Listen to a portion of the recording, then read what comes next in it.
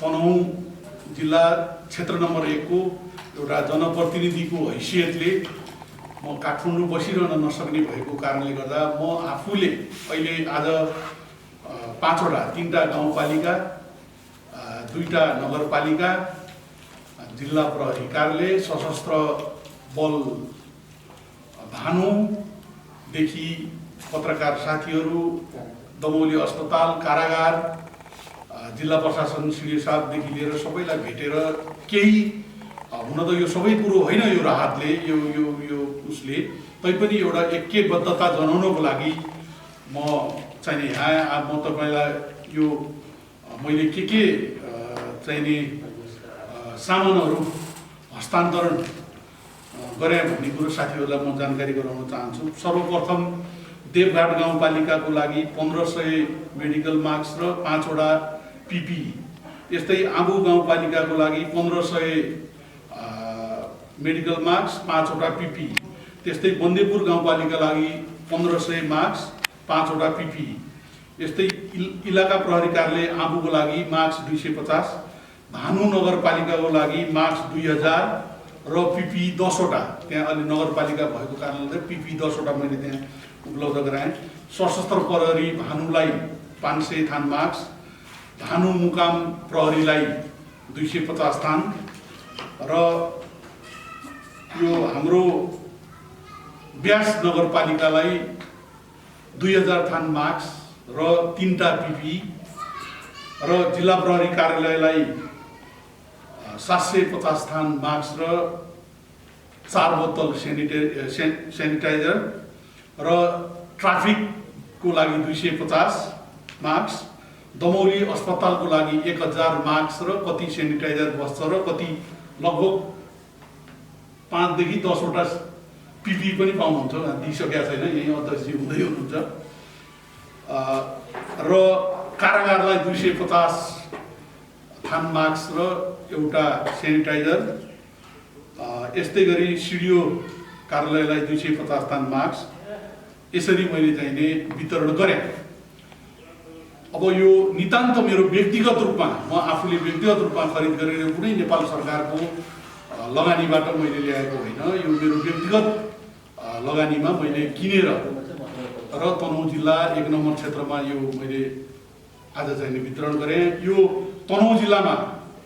आजसम्मको स्थितिमा भनौँ न स्थानीय प्रशासन, स्थानीय जनप्रतिनिधि, अझ विशेष गरी पत्रकार साथीहरूले यसको विषयमा जनताहरूलाई जनचेतनामूलक कार्यक्रमहरू गर्ने कुरोमा पत्रकार साथीहरूको महत्त्वपूर्ण भूमिकाले गर्दाखेरि तनहुँ जिल्लामा अहिले त्यस्तो अप्रिय समाचारहरू हामीले सुन्न परेको छैन। त्यसको लागि म पत्रकार महासङ्घ सिङ्गो टिमलाई नै म हृदयदेखि नै धन्यवाद दिन चाहन्छु। हाम्रो जिल्ला समन्वय समितिका चाहिने समन्वय अधिकारी प्रेमजी पनि भर्खरै आइपुग्नु भयो। आज भन जिल्ला समन्वय समितिका प्रमुखका आमा पनि बित्नु भएको कारणले उहाँ उपस्थित हुन सक्नुभएन। म आफू अहिले भेट्न जाँदैछु र आज मैले तपाईँहरू साथीहरूलाई, यहाँ पत्रकार साथीहरूलाई किन पत्रकार यो बाँडे भन्नलाई मात्रै होइन कि एउटा तनहुँ जिल्लाकै इतिहासमा, तनहुँ जिल्लामा नै तपाईँ हामी सबैलाई खड्किएको, विशेष गरी अझ दमौलीलाई खड्किएको ठुलो एउटा तपाईँ हामीलाई खड्किएको चिजको मैले त्यसको अगुवाई गरेर मेरै नेतृत्वमा, मेरै पहलमा, व्यक्तिगत हिसाबले र मैले कुरा गरेको छु तनहुँ हाइड्रोका सिइओ प्रदीप थिके, सिनो हाइड्रो चाइनिज कम्पनीका ठेकेदार र यो पावर लाइनको चाहिँ लाइनिङ काम गर्ने ठेकेदारदेखि लिएर मेरो आफ्नै पनि 2टा क्लासिक इन्डस्ट्रिज, ग्यासवान नेपाल लगायत मेरा साथीहरूसँग र नपुग पैसा म आफूले व्यक्तिगत रूपमा हालेर करिब 40 लाखदेखि 50 लाख रुपियाँ लगभग लागत पर्ने भेन्टिलेटर सहितको एउटा आइसियु, 5वटा आइसियु बेड र भेन्टिलेटर सहितको एउटा चाहिँ हामी छिटोभन्दा छिटो यो दमौली अस्पतालमा मैले अध्यक्षज्यूलाई पुरै जानकारी गराइसकेको थिइनँ। आज यही अहिले मैले तपाईँहरूको पत्रकार साथीहरूको अगाडि भने त्यसलाई उपयुक्त कोठा व्यवस्था दमोली अस्पतालले गर्नेछ र त्यो 5वटा मोनिटर सहितको जस्तो अहिले कुनै भनौँ न अहिले त हामी कोरोनाको महामारीमा छौँ यो चाहिने भेन्टिलेटर र आइसियु बेडको हामीलाई आवश्यकता बढी भएको महसुस गरेका छौँ तर सुत्केरी हुँदा होस् या सामान्य अपरेसन गर्दा पनि जस्तो सुत्केरीहरू बेथलाइसकेपछि यहाँ भेन्टिलेटर र आइसियु बेड नभएको कारणले गर्दा त्यो बेथालाई त्यो अब कसरी कल्पना गरौँ भन्नुहोस् न त्यो चाहिने महिलाहरूको वेदना त्यो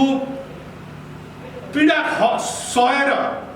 हामी कि पोखरा जानुपर्ने कि चितवन जानुपर्ने कि काठमाडौँ जानुपर्ने बाध्यतालाई मैले ठुलो हेरेर बस्ने मेरो मनले नमानेको कारणले गर्दा र यो उचित समय उचित चाहिने बेलामा यो एउटा 5 बेडको मोनिटर सहितको आइसियु बेड र चाहिने भेन्टिलेटर चाहिने यहाँ उपलब्ध गराएर अब अहिले भेन्टिलेटर संसारभरि असाध्यै सर्टेजको अवस्था रहेको छ। मैले धेरै ठाउँमा अहिले कन्ट्याक्ट काठमाडौँमा कहीँ स्टक छ भने जति पैसा हालेर पनि मैले ल्याएर हाल्नेछु तर म तपाईँहरूलाई के वचन दिन चाहन्छु भन्दाखेरि अब यहाँका हाम्रो अस्पतालका अध्यक्षज्यूसँग टिमले मलाई कति दिनभित्रमा त्यहाँ कोठा उपलब्ध गराइदिनुहुन्छ एटलिस्ट आइसियु बेड त्यो मोनिटर सहितको आइसियु बेड मात्रै हामीले 1 हप्ता 10 दिनभित्रमा भनौँ 1 हप्ताभित्रमा हामीले इन्स्टल गर्न पायौँ भने यो आइसोलेसन जुन अहिले यो चाहिने कोरोनाको लागि हामी पोखरा काठमाडौँ चितवन भनिरहेछौँ यही आइसोलेसन बेडले पनि केही हदसम्म चाहिँ काम गर्नेछ। यसलाई त्यस कारणले म अनुरोध गर्न चाहन्छु अस्पतालका अध्यक्षज्यूलाई त्यो चाहिने कोठा छिटोभन्दा छिटो उपलब्ध गराइदिनुहोस्। म तुरुन्तै त्यो सामान मगाएर यसलाई चाहिँ राख्नेछु र भेन्टिलेटर पनि सायद हप्ता 10 दिनमा मैले खोजिरहेको छु। अब तपाईँहरूलाई ठ्याक्कै मैले अहिले चाइनामा पनि धेरै कम्पनीहरूसँग मैले